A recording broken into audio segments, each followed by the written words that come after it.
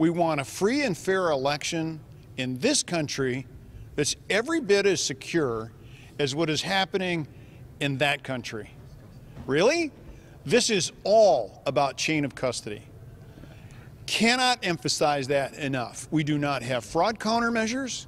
We have people who have got too many fingers on those ballots. We have equipment that is made by a foreign country that is 100% corruptible. And we've got a duplicitous organization, that would be our elected officials, who are permitting the sequestration of that instead of showing transparency and say, you know what, you don't have to give us a subpoena, you don't have to impound the machines. Tell you what, pick one, let's do a forensic audit. All I'm hearing is crickets, and that is unacceptable. The other thing I'd like to say, though, is this is not even a partisan issue. This is a bipartisan issue. In fact, one of my colleagues, a very liberal member from Maryland, Jamie Raskin, sits on government oversight, has actually introduced legislation because he was so concerned about the corruptibility in the 2016 election in regards to Russia. Bingo!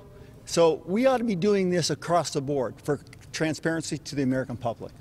Is this an attempted coup d'etat? Yes. Yeah. The only thing that's missing is guns.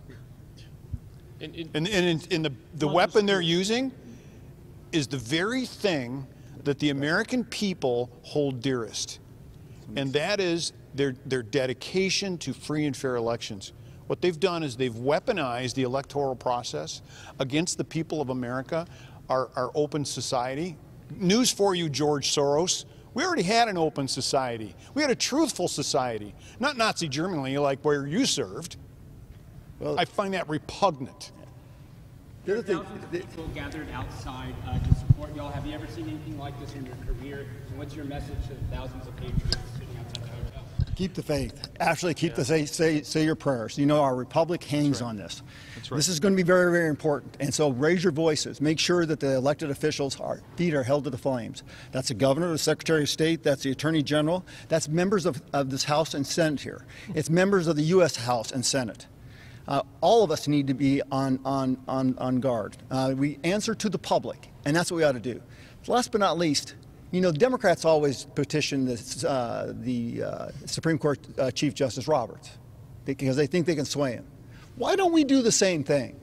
But instead of just making it Roberts, how about we do for all the Supreme Court justices so they hear our voice loud and clear?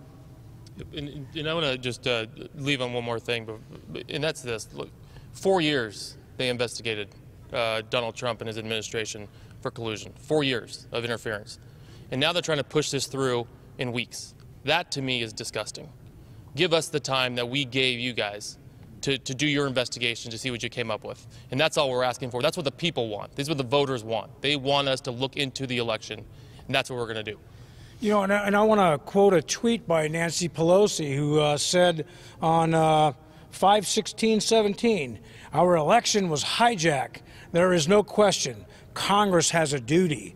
Hashtag protect our democracy, follow the facts. It's amazing how they want to take all the facts and shove them underneath the carpet.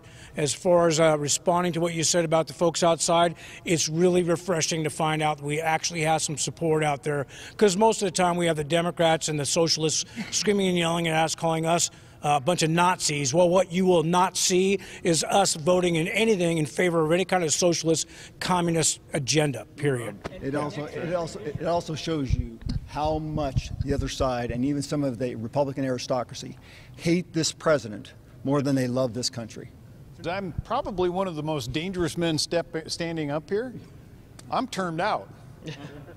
So I'm here to do the right thing.